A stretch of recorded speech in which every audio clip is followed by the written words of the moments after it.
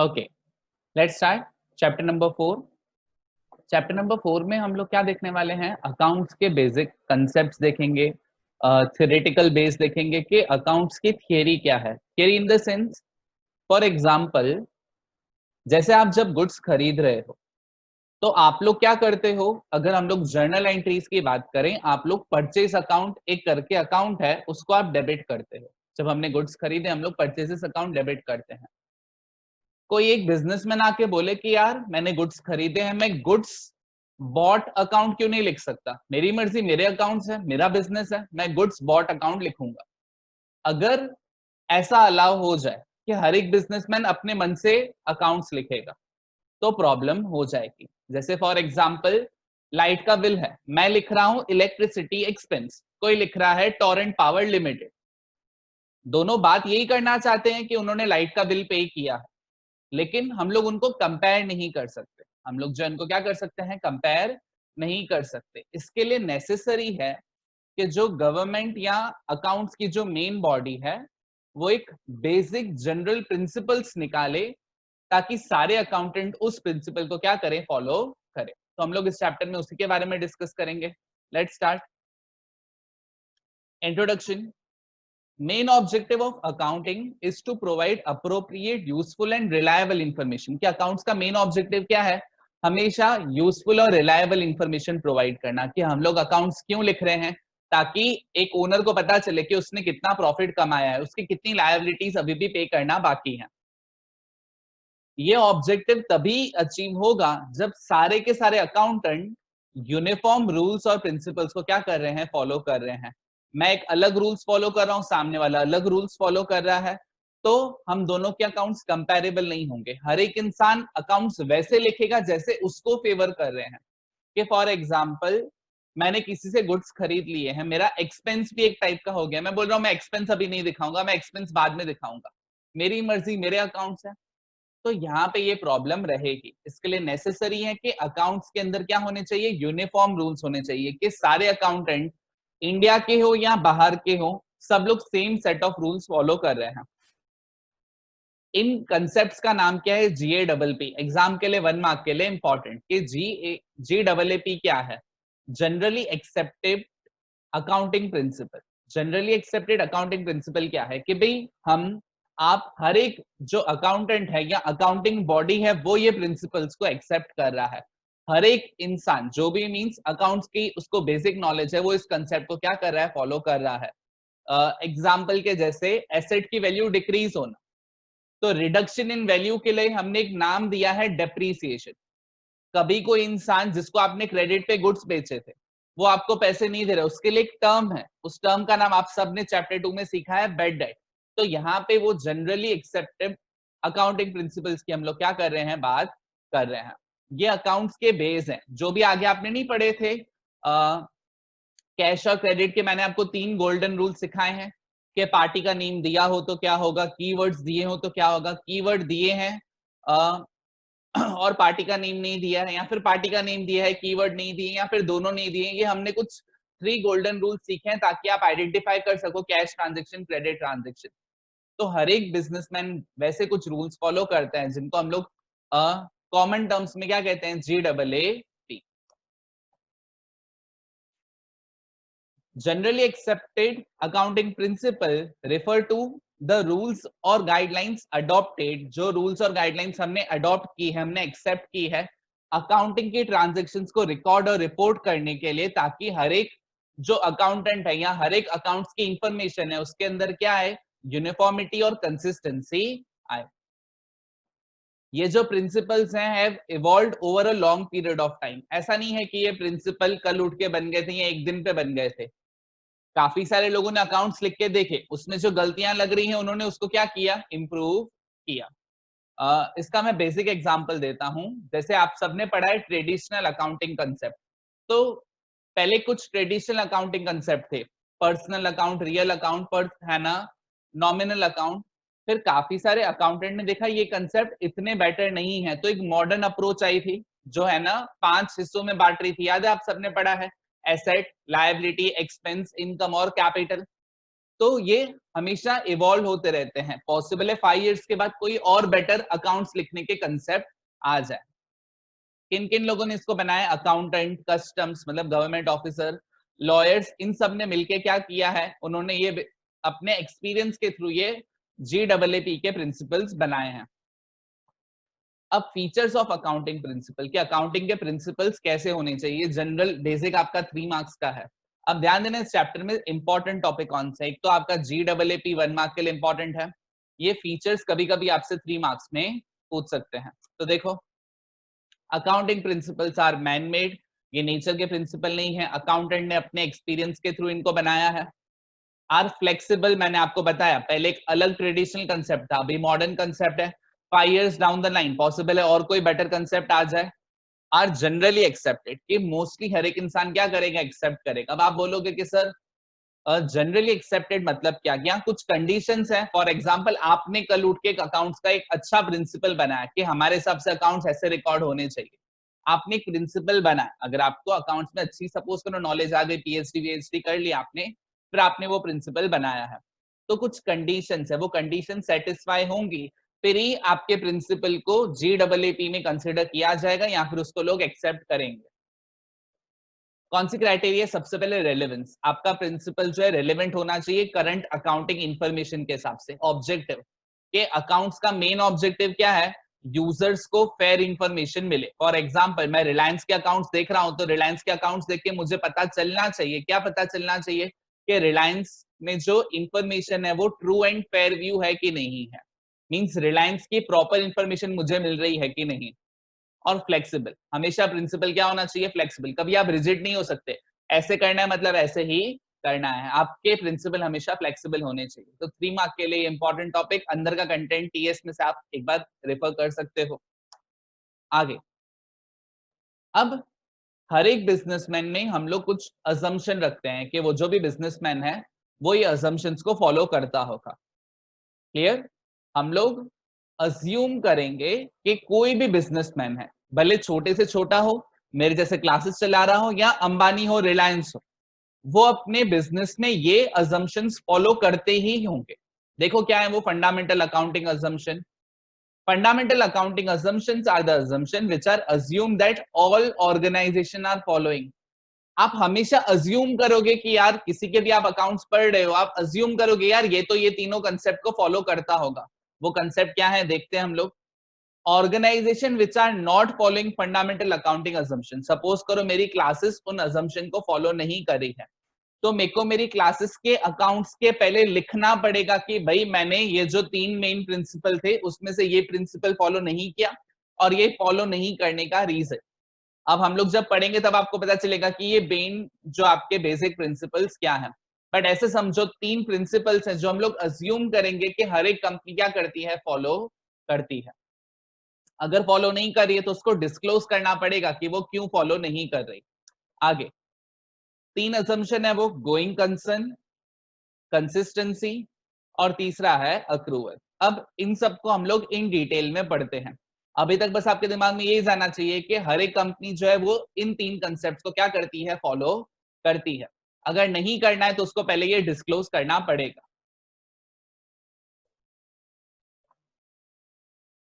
First आपका assumption है going concern assumption. देखते हैं ये अजम्पशन क्या है। गोइंग कंसर्न अजम्पशन का मतलब ये है कि आप कभी भी किसी के अकाउंट्स देख रहे हो तो आप अज्यूम करोगे कि ये जो कंसर्न, कंसर्न मतलब बिजनेस है, वो गोइंग है। सर गोइंग मतलब कि लॉन्ग टर्म चलता रहेगा।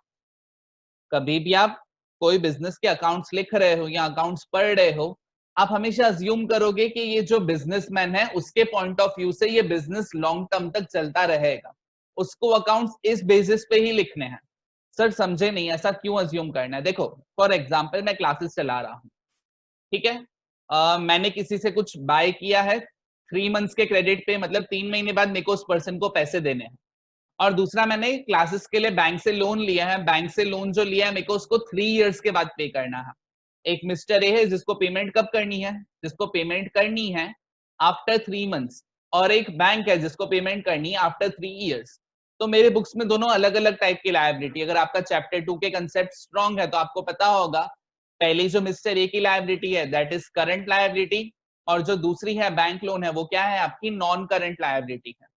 वो आपको क्या होगा, पहले से पता होगा। अब मैं क्या कह रहा हूं यहाँ पे, मैंने अज्यूम कैसे किया कि ये करंट है ये नॉन करंट है, या करंट नॉन करंट आप कैसे डिसाइड करते हो, 12 मंथ्स की क्राइटेरिया से डिसाइड करते हो कि 12 मंथ्स के अंदर पेमेंट करना है तो करंट लायबिलिटी, 12 मंथ्स के बाद पेमेंट करना है तो नॉन करंट लायबिलिटी। आप ये जो डिसाइड करो ना करंट नॉन करंट, इसमें भी आपने अज्यूम किया यार 3 साल तक तो बिजनेस चलेगा। आपने ये अज्यूम किया ना, आपने ये थोड़ी ना मेरे से पूछा सर 3 साल तक क्लासेस चलेगी नहीं चलेगी या क्या। हमेशा हम लोग अज्यूम करेंगे, पॉसिबल है बीच में बंद हो जाए, पॉसिबल है बीच में क्या हो जाए, बिजनेस बंद हो जाए, दैट इज पॉसिबल। लेकिन जब अकाउंट्स लिख रहे हो उस टाइम पे तो आप यही अज्यूम करोगे कि बिजनेस क्या है लॉन्ग टर्म में, बिकॉज ये अजम्पशन इस वजह से ही करंट और नॉन करंट के क्या है, आपके डिफरेंसेस हैं। तो देखो, दिस कंसेप्ट अज्यूम के बिजनेस की क्या है, इनडेफिनिट लाइफ या इनडेफिनिट एग्जिस्टेंस है। इट इज अज्यूम के बिजनेस का कोई इंटेंशन नहीं है जल्दी बंद होने का। इसका रिलेवेंस क्या है, अब देखो इस टॉपिक के अंदर पूछते कैसे हैं, आपके ये 3 बेसिक अजम्पशन हम लोग पढ़ने वाले हैं, गोइंग कंसर्न और ये अक्रूवल वाले। फिर उसके बाद हम लोग कुछ 11 और बेसिक कंसेप्ट अकाउंट के जो हैं प्रिंसिपल्स, उनके बारे में पढ़ेंगे। फिर एग्जाम में क्वेश्चन कैसे आते हैं, एक तो 1 मार्कर्स टीचर के फेवरेट है, 1 मार्कर में दे देंगे कि हमने ये काम किया है, हमने कौन से कंसेप्ट को फॉलो किया है या कौन से कंसेप्ट को वायलेट किया है। तो आपको 1 मार्क में बस बताना है कि कौन सा कंसेप्ट फॉलो हुआ है या कौन सा कंसेप्ट वायलेट हुआ है। फॉर एग्जाम्पल मैंने आपको दिया है क्वेश्चन में, mister A does not differentiate between current liability and non current liability because he assumes his business will close down in 2 months. तो उसने कौन से कंसेप्ट को वायलेट किया है, गोइंग कंसर्न अजम्पशन को वायलेट किया है। बस आपको एग्जाम में ये 1 मार्क में लिखना है, या फिर आपसे एग्जाम में डायरेक्ट 3 मार्क का क्वेश्चन आएगा, एक्सप्लेन गोइंग कंसर्न अजम्पशन। तो जनरली ऐसे ही क्वेश्चन आने वाले हैं, या तो 1 मार्कर या तो 3 मार्कर। तो रिलेवेंस इंपॉर्टेंट है, रिलेवेंस का क्यों यहाँ पे इंपॉर्टेंस है, बिकॉज रिलेवेंस के बेसिस पे ही क्या करने वाले हैं, आपके 1 मार्कर्स फ्रेम करने वाले हैं। एक बार देखो, distinction is made between capital expenditure and revenue expenditure. Revenue expenditure जो आप हर साल करते हो, कैपिटल एक्सपेंडिचर जो सालों में एक बार करते हो, जैसे एम्प्लॉइज को सैलरी देना, लाइट का बिल भरना, that is example of revenue expenditure. लेकिन फॉर एग्जाम्पल आपने कोई जमीन खरीदी है, कोई बहुत बड़ी मशीन इंपोर्ट की है, that is a capital expenditure जो सालों में एक बार आपकी कंपनी में होता है। तो आप है ना, साल में बार बार हो रहा है या सालों में एक बार हो रहा है, वो डिफरेंशिएट तभी करोगे जब आपको पता है कि बिजनेस लॉन्ग टर्म चलने वाला है। तो 1 मार्क में पूछते हैं कि ओनर मेक्स या makes distinction between capital expenditure and revenue expenditure, which concept is he following. तो आंसर होगा गोइंग कंसर्न अजम्पशन। सेकंड मैंने डिस्कस कर दिया, एसेट और लायबिलिटीज को हम लोग करंट नॉन करंट के बेसिस पे डिवाइड करते हैं, बिकॉज हम लोग गोइंग कंसर्न का अजम्पशन है वो फॉलो कर रहे हैं। Depreciation on fix asset is charge. देखो, आपने है ना लाइट का बिल पे किया और आपने एक मशीन खरीदी। आप जब लाइट का बिल पे करते हो, आप अकाउंटिंग इक्वेशन में क्या करते हो, कैपिटल में से माइनस करते हो। अकाउंटिंग इक्वेशन अगर आपको याद है तो आप क्या करते हो, लाइट का बिल पे किया है तो आप कैश में से माइनस, और आप कैपिटल में से भी क्या करते हो, माइनस करते हो। लेकिन अगर आपने मशीन खरीदी, आप कैश में से माइनस करोगे, आप एक अलग एसेट बना दोगे, एक अलग एसेट बना रहे हो। फिर मैंने आपको बताया था कि हम लोग एसेट क्यों बना रहे हैं, उसका रीजन ये था कि एसेट से हमको फायदा लॉन्ग टर्म होने वाला है। एसेट से हमको फायदा क्या होने वाला है, लॉन्ग टर्म होने वाला है। इस रीजन से मैंने क्या किया है, एसेट का अकाउंट बनाया है। और एक्सपेंस तो हमने खर्चा कर दिया, लाइट का 2 महीने फायदा उठाया, इसके लिए बिल आया है और बिल हमने पे कर दिया, तो इसके लिए उसको खर्चे में आपने दिखा दिया।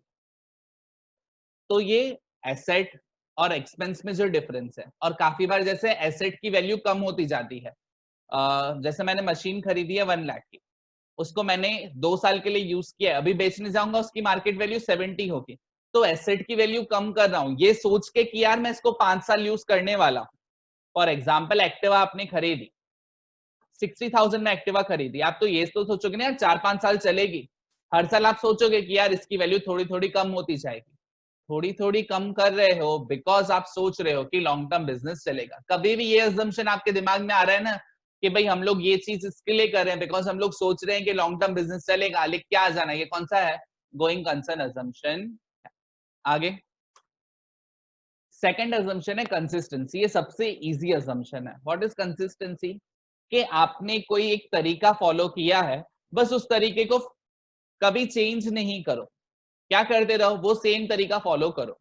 फॉर एग्जाम्पल आगे चल के हम लोग देखेंगे कंपनीज को या इवन बिजनेस को डेप्रीसिएशन दिखाने के दो अलग अलग मेथड है। कि फॉर एग्जाम्पल मैं अपनी एसी के ऊपर 10% डेप्रीसिएशन चार्ज करता हूं, मतलब एसी 50,000 की है, मैंने सोचा है 10 साल चलेगी तो 50,000 में से 5,000 हर साल माइनस करूं। क्लियर? मैंने ऐसे सोचा है, मैंने ऐसे क्या किया है, सोचा है।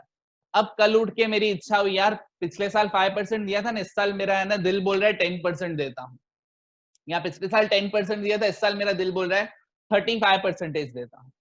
या हर साल मैं ना लकी ड्रॉ करता हूं, अकड़ बकड़ बम्बे बो करके एक परसेंटेज सिलेक्ट करके उसका डेप्रिसिएशन माइनस कर देता हूं, वो गलत है। एक बार आपने किसी चीज को फॉलो किया, उसको कंसिस्टेंटली क्या करो, फॉलो करो। अकॉर्डिंग टू दिस असम्पशन कि कोई प्रैक्टिस आपने एक बार सिलेक्ट कर दी है, अडॉप्ट कर दी है, उसको कंसिस्टेंटली क्या करो, अडॉप्ट करो, फॉलो करते रहो।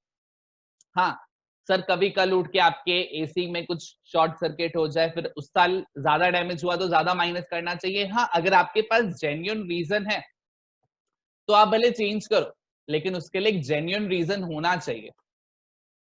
देखो ना 1 मार्क में दिया है, काफी बार ट्रू फॉल्स के जैसे क्वेश्चन में दे देते हैं कंसिस्टेंसी का मतलब आप कभी भी चेंज नहीं कर सकते। नहीं, चेंज कर सकते हो, लेकिन एटलीस्ट आपके पास एक क्या होना चाहिए, जेन्युइन रीजन होना चाहिए। तो consistency assumption does not mean that particular practice once adopted cannot be changed। ऐसा नहीं है कि कभी चेंज नहीं कर सकते, ऑब्वियसली यू कैन चेंज, आपके अकाउंट से आप चेंज कर सकते हो, लेकिन एटलीस्ट आपको एक जेन्युइन रीजन होना चाहिए। The only requirement is that when a change is desirable, तो आप अपने अकाउंट्स में अपने इनकम स्टेटमेंट, देखो दो वर्ड्स बार बार आने वाले हैं इस चैप्टर में, इनकम स्टेटमेंट और बैलेंस शीट। इनकम स्टेटमेंट मतलब आपके खर्चे और आपकी इनकम दिखाएगा, और बैलेंस शीट मतलब आपकी एसेट और लायबिलिटी दिखाएगा। देखो बिजनेस में जैसे मैंने कहा है 5 इंपॉर्टेंट चीजें होती हैं, एसेट, लायबिलिटी, इनकम, एक्सपेंस और ओनर का कैपिटल। एसेट और लायबिलिटी बैलेंस शीट में जाती है, इनकम और एक्सपेंस को इनकम स्टेटमेंट में हम लोग दिखाते हैं, और ओनर का कैपिटल उसके लिए एक अलग इंफॉर्मेशन है। तो ये कभी भी आप कुछ चेंजेस कर रहे हो तो बस इनकम स्टेटमेंट और बैलेंस शीट में बता दो कि आपने चेंजेस क्यों किए हैं। इसके रिलेवेंस में बस एक लाइन दी है कि इससे हम लोग मैनेजमेंट को क्या होगा, डिसीजन लेने में बेटर होगा। कि भाई पिछले साल एक पॉलिसी थी, इस साल भी वही पॉलिसी है, तो मैं दोनों सालों को कंपेयर कर पाऊंगा। सपोज करो लास्ट ईयर मैंने अपना एक्सपेंसेस में डेप्रीसिएशन 30% दिखाया था, तो खर्चा ज्यादा दिख रहा था। इस साल डेप्रीसिएशन से 5% दिखा रहा हूं, तो खर्चा कम दिख रहा है। तो मैं दोनों साल को कंपेयर नहीं कर सकता, बिकॉज लास्ट ईयर एक्सपेंस अलग थे, इस ईयर एक्सपेंस को दिखाने का तरीका अलग है।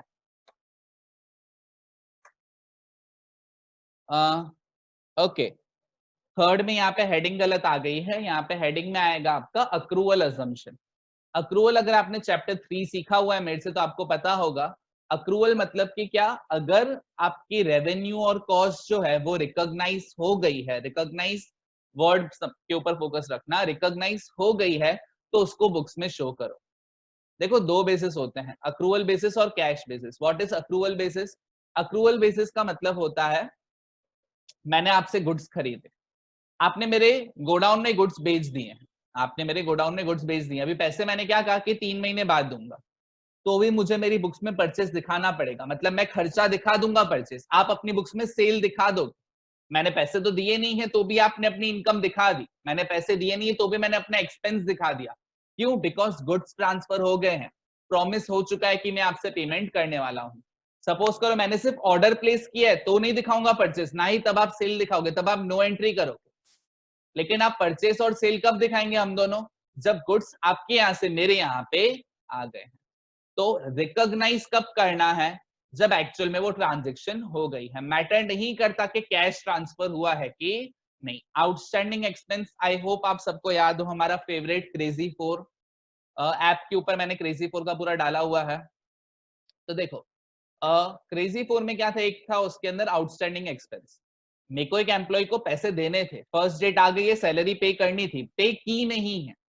सर क्यों पे नहीं किए? कोई भी एक्सवाइजेड रीजन, बट सैलरी अभी तक पे नहीं की है, तो मैं खर्चा दिखाऊं कि नहीं दिखाऊं? As per accounting accrual consumption, sorry accrual assumption, तो हमको क्या करना होगा? शो करना पड़ेगा। अक्रूवल अजम्पशन के हिसाब से मुझे क्या करना होगा? हमेशा इसको शो करना पड़ेगा। एक्सपेंस दिखा दूंगा, सर पैसे तो गए नहीं है, तो लायबिलिटी में दिखा दो ना आउटस्टैंडिंग एक्सपेंस, कि आपकी लायबिलिटी है, आपको उसको पे करना है, बट एक्सपेंस है। अकाउंटिंग इक्वेशन के अंदर याद करो, कैपिटल में से माइनस तो हो। इट इज इममटीरियल कि आपको कैश मिला है या कैश पे किया है कि नहीं। एग्जाम्पल आप लोग रीड कर सकते हो खुद से।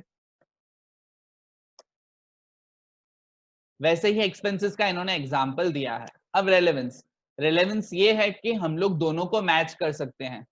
इस साल की इनकम और इस साल के एक्सपेंसेस दोनों अक्रूवल बेसिस पे हैं, तो दोनों क्या हो सकते हैं? मैच हो सकते हैं। आगे चलो, तो वहां यहां पे आपके क्या हो गए? जो तीन हैं बेसिक असम्पशंस वो फिनिश हो गए। कौन से तीन थे आपके? सबसे पहला गोइंग कंसर्न था कि बिजनेस लॉन्ग टर्म चलता रहेगा। सेकंड कंसिस्टेंसी था कि जो एक बार फॉलो किए उसी को फॉलो करते रहो, अनलेस आपके पास कोई प्रॉपर रीजन है आप उसको चेंज नहीं करो। और थर्ड आपने क्या सीखा? आपका अक्रूवल, कि आप कैश बेसिस फॉलो नहीं करोगे, आप अक्रूवल बेसिस को क्या करोगे? फॉलो करोगे। अब हमारा नेक्स्ट टॉपिक है अकाउंटिंग प्रिंसिपल। जो मैंने कह रहा था 11 प्रिंसिपल्स हैं, तो एक बार ये 11 प्रिंसिपल्स देख लेते हैं हम लोग। ओके तो देखते हैं आपके अकाउंटिंग प्रिंसिपल्स। सबसे पहला है accounting entity concept, money measurement, accounting period, full disclosure, materiality, prudence, cost, matching, dual aspect, revenue recognition और वेरीफाइबल ऑब्जेक्टिव कंसेप्ट। अब फिर से यहाँ पे या तो 1 मार्क्स में पूछेंगे या तो 3 मार्क्स में कोई एक प्रिंसिपल आपसे पूछ लेंगे कि आप इसको क्या करो, अच्छे से एक्सप्लेन करो with the help of example. Accounting entity concept क्या है? अगर आपको मेरा फर्स्ट लेक्चर याद हो, फर्स्ट लेक्चर में मैंने बताया था कि ओनर और बिजनेस जो है दोनों सेम नहीं होते हैं, और हम लोग कौन होते हैं? ओनर होते हैं। तो बस इस कंसेप्ट में वही बताया है। यहाँ पे क्या बताया? ओनर का सेपरेट एग्जिस्टेंस है, बिजनेस एक अलग एंटिटी है, वो ओनर के साथ, या ओनर को हम लोग ट्रीट नहीं कर सकते, दोनों सेपरेट हैं। इसके लिए यहाँ पे जो भी हम लोग अकाउंट्स में ट्रांजैक्शन रिकॉर्ड करेंगे, हम लोग अपने आप को बिजनेस अज्यूम करते हैं, और इस वजह से ही ओनर को भी हम लोग इंटरनल लायबिलिटी के जैसे रिकॉग्नाइज करते हैं। Owner is liability for the business. हाँ ऑब्वियसली इंटरनल लायबिलिटी, और बैंक से लोन लिया है, दैट इज एक्सटर्नल लायबिलिटी। आप लोग भले पॉज करके रीड कर सकते हो, नहीं तो नोट्स जो हैं वो मैं आपको पीडीएफ फॉर्मेट में भेज दूंगा। और वैसे ही ओनर जब पैसे लेके आता है उसको कैपिटल कहते हैं। ओनर अगर पैसे निकाल रहा है उसको हम लोग कैसे रिकॉग्नाइज करते हैं? In the form of drawing. Second है मनी मेजरमेंट कंसेप्ट। अब ये कंसेप्ट क्या कहता है? मनी मेजरमेंट कंसेप्ट ये कह रहा है कि आप सिर्फ वही चीजें अकाउंट्स में रिकॉर्ड कर सकते हो जिसको आप मनी में मेजर कर सकते हो। कि फॉर एग्जांपल दो एम्प्लॉइज है, मिस्टर ए बहुत लॉयल है, हमेशा है ना अटेंटिव रहता है, हमेशा ऑर्डर सुनता है, हमेशा टाइम पे आता है, पंक्चुअल है, छुट्टियां नहीं लेता है। मिस्टर बी जो है वो लेजी है, ठीक है, वो छुट्टियां करता है। मिस्टर ए की सैलरी 30,000 है, मिस्टर बी की सैलरी 25,000 है।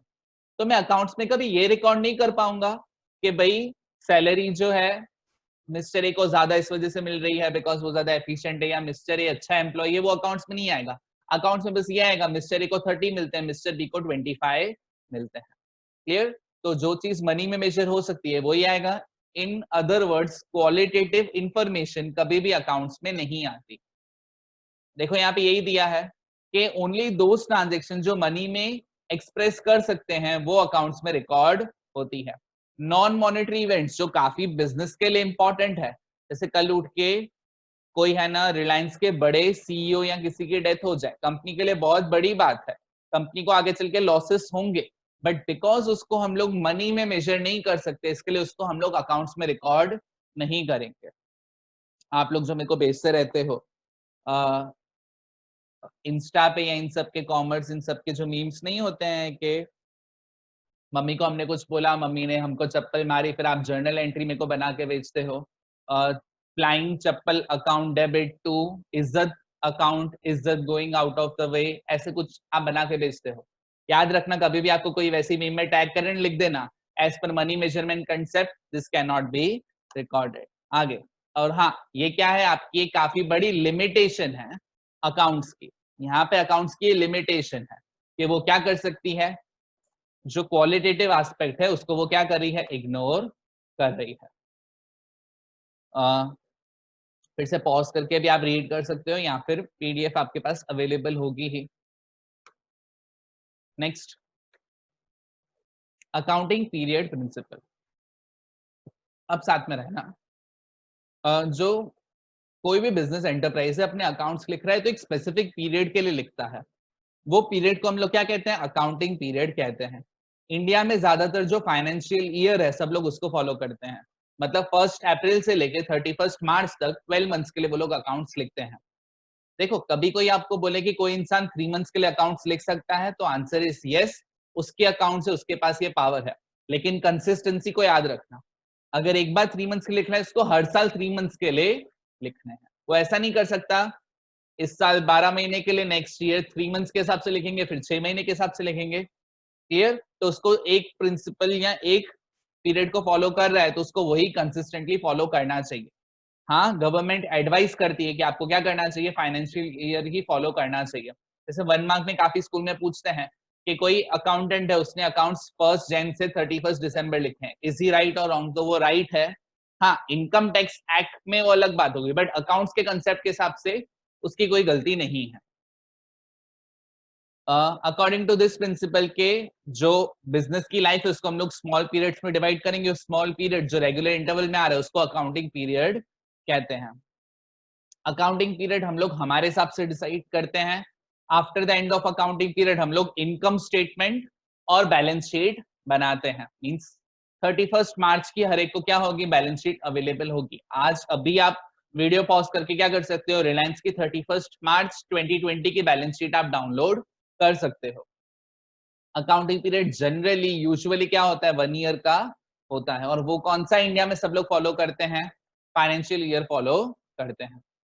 नेक्स्ट है फुल डिस्क्लोजर कंसेप्ट। अगर आपको याद हो चैप्टर 1 में मैंने आपको एक विंडो ड्रेसिंग करके टॉपिक बताया था, याद है मैंने बताया था कि एक सपोज करो यहाँ पे विंडो है, तो विंडो के बाहर कोई खड़ा है, वो आपके रूम को देख रहा है, तो विंडो से जितना हिस्सा दिख रहा है आपने उसको क्लीन कर दिया, लेकिन जो हिस्सा विंडो से नहीं दिख रहा है वो अभी भी वहां पे कचरा पड़ा है। तो बाहर से जो देख रहा है उसको सही लग रहा है रूम, अंदर आके जो देख रहा है उसको पता चल रहा है अच्छा रूम में तो पूरा कचरा भरा पड़ा है।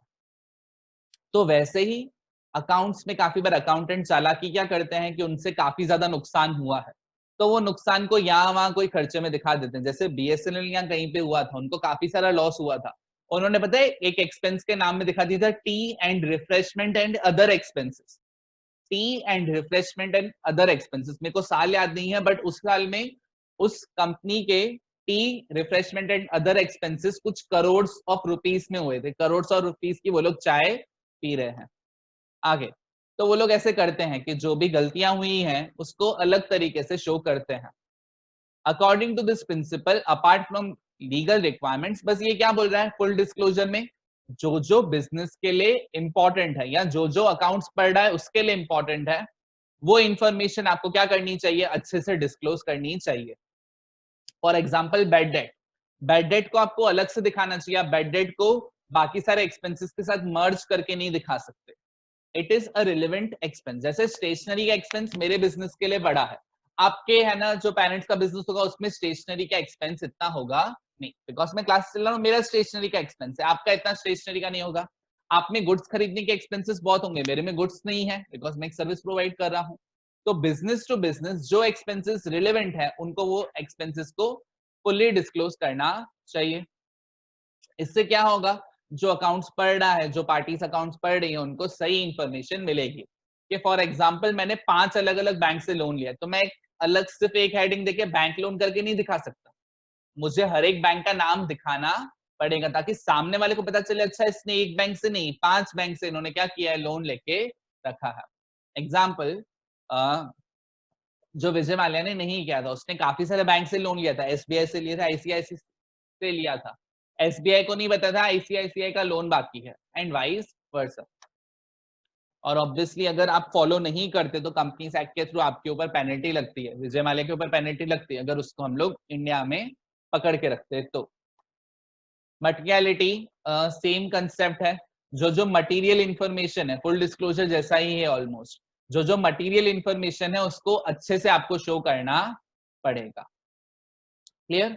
प्लीज एक बार फटाफट आप गो थ्रू कर लो कि जैसे फर्स्ट पॉइंट में क्या दिया है कि मटेरियल फैक्ट्स जो है उनको कंपलसरी शो करना है, आप उसको इरिलेवेंट फैक्ट्स से शो नहीं कर सकते। इरिलेवेंट को भले आप क्लब करके दिखा दो, लेकिन मटेरियल फैक्ट्स को आपको अच्छे से शो करना पड़ेगा। मटेरियल आपके पॉइंट ऑफ व्यू से नहीं, यूजर के पॉइंट ऑफ व्यू से, जो अकाउंट्स पढ़ रहा है उसको भी वो इंफॉर्मेशन मिलनी